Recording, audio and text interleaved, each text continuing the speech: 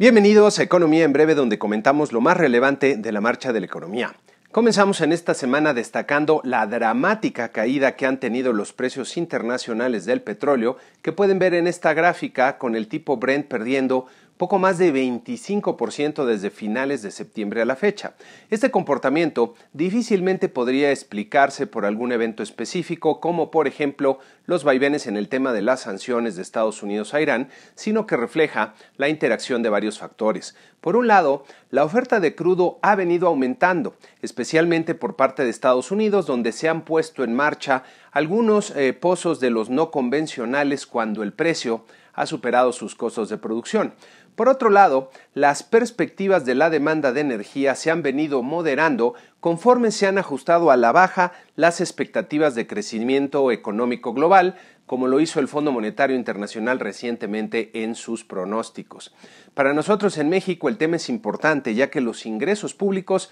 todavía dependen en buena medida de las exportaciones del petróleo, y ahora que se está elaborando el presupuesto habría que considerar un precio del petróleo más conservador al que quizá se tenía hace un mes o poco más. Continuando con el entorno global, el proceso del Brexit ha llegado a una fase crítica luego de que la Unión Europea y el gobierno del Reino Unido alcanzaran un acuerdo en principio que ahora tendrá que ser aprobado por los parlamentos. Pero en Reino Unido, las cosas se han complicado para la primer ministra Theresa May, que tuvo que realizar cambios en su gabinete luego de la renuncia de varios de sus miembros, destacando la del secretario del Brexit, Dominic Raab, que es el segundo secretario de Brexit que renuncia. Adicionalmente, su liderazgo está siendo cuestionado luego de que uno de los líderes del Parlamento enviara una carta formal de que no hay confianza en la señora May, lo que fue seguido por cartas similares de otros legisladores. Si se juntan 48 de estas cartas, se detonaría un voto en el Parlamento que podría sacar a la señora May. También en Europa crece la tensión entre el nuevo gobierno italiano y la Unión Europea luego de que se negaran a recortar su presupuesto deficitario de acuerdo a lo solicitado por la Comisión Europea. La decisión del gobierno italiano representa un riesgo para la estabilidad de su propia economía, que tiene una deuda pública que supera el 130% del PIB, la segunda más grande de la eurozona después de Grecia. Con esta decisión, se arriesgan a ser sancionados por la Unión Europea con una multa que podría ser cercana al 0.2% del PIB, lo que además de afectar negativamente el desempeño de los mercados financieros, es otro de los múltiples elementos que generan incertidumbre en el entorno económico y financiero global.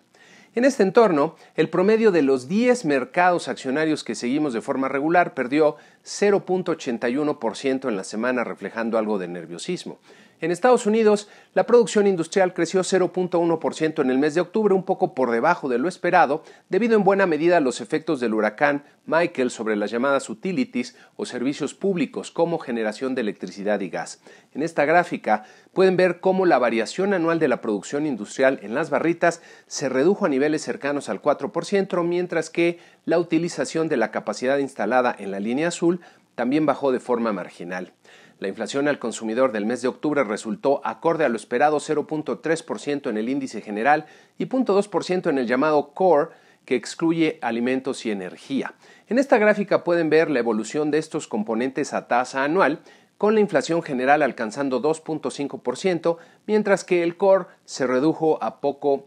más de 2.1%. Pasando a la marcha de nuestros mercados financieros, la Bolsa de Valores registró una fuerte pérdida semanal de 4.39%, con vaivenes muy pronunciados el jueves y el viernes, como pueden ver en nuestra gráfica. Nuestro tipo de cambio registró presiones importantes, alcanzando niveles de 20.50 pesos por dólar el martes, para luego descender y terminar la semana en 20.19 con una depreciación de 0.44%. Pero el movimiento más dramático es el que se observa en las tasas de interés de los bonos M a 10 años, aquí en la línea verde y el eje izquierdo, que alcanzaron ya varias lecturas por arriba del 9%. Este fuerte incremento contrasta con la marcada reducción en las tasas de interés de los bonos al mismo plazo del Tesoro estadounidense, aquí en la línea azul, lo que sugiere que son factores internos los que están afectando las tasas de interés en México. Ya comentamos anteriormente que la decisión de cancelar el aeropuerto de Texcoco y la intención de limitar las comisiones bancarias incrementaron dramáticamente la incertidumbre en México, aumentando el riesgo país de forma notable.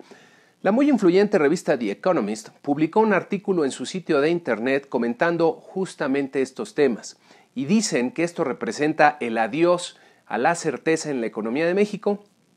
y que la volatilidad da señales en medio de presagios de que se acerca una presidencia intervencionista y predecible. Ojalá el nuevo gobierno tome en cuenta todos estos llamados de atención que nos están dando los mercados financieros y sus participantes más relevantes. En su decisión de política monetaria, el Banco de México incrementó 25 puntos base su tasa de interés de referencia, acorde a lo que se esperaba por los analistas del mercado, explicando que la política monetaria debe responder con prudencia si por diversas razones se eleva considerablemente la incertidumbre que enfrenta la economía y señalando que el balance de riesgos para la inflación se ha deteriorado de manera importante y sigue con un sesgo al alza.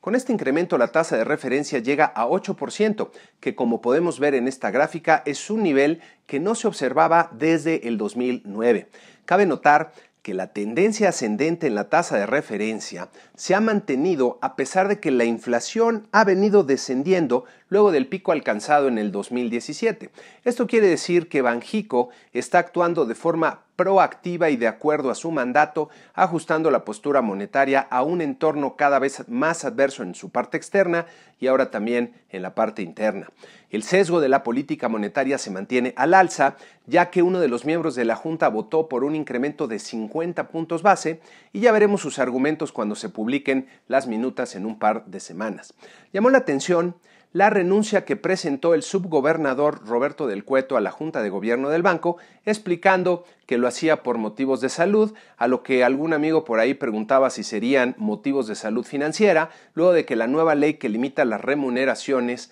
a los servidores públicos podría afectar las remuneraciones de los miembros de la Junta. También se destacó en algunos medios la renuncia de 45 personas de la Comisión Nacional Bancaria y de Valores, entre ellos varios vicepresidentes y directores generales por el mismo motivo. Ojalá el presidente electo y la gente de Morena se den cuenta que este tipo de decisiones, aunque sean con la mejor de las intenciones, producen más perjuicios que beneficios para el país. Estos límites a los sueldos de los funcionarios o las intenciones de limitar las comisiones bancarias son, a final de cuentas, controles de precios. Y la experiencia en México y en el mundo es bastante clara y contundente sobre sus efectos. Los precios tienen que ser determinados libremente en los mercados para reflejar adecuadamente lo que valen los bienes y servicios tanto para los compradores como para los productores. Son simplemente la mejor forma de ponernos de acuerdo en la economía. Los precios son además la pieza de información más importante en las decisiones de las personas que conforman la economía. Si los precios están distorsionados, las decisiones de las personas en la economía también lo están.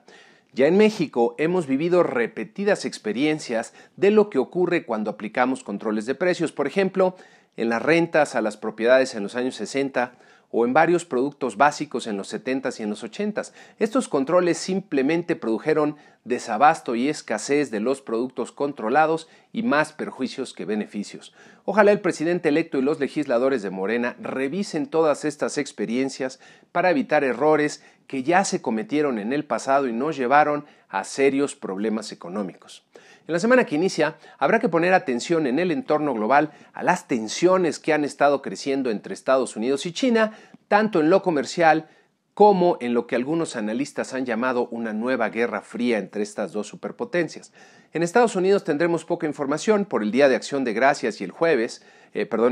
y el viernes las ventas del llamado Black Friday, aunque en una de esas tenemos alguna sorpresa en la investigación del fiscal especial Bob Mueller sobre la campaña de Trump. En México tendremos información importante comenzando con la inflación de la primera quincena de noviembre y las cifras desagregadas del Producto Interno Bruto del tercer trimestre que servirán para la revisión más detallada de las perspectivas de crecimiento económico para el 2019, que en la próxima encuesta de Banco de México seguramente tendrán una revisión significativa a la baja. También tendremos el IGAE de septiembre y las cifras de la balanza de pagos del tercer trimestre. Y con esto concluimos este programa número 102 de Economía en Breve, con la invitación de siempre a suscribirse al canal. Si les pareció útil el video y les gustó, a que le den like, que lo compartan entre aquellos a los cuales también les puede ser de utilidad. Y si tienen algún comentario respecto al programa, cómo mejorarlo, qué tipo de información incluir o cualquier comentario que tengan, aquí está mi dirección de correo electrónico. Muchas gracias y muy buena semana.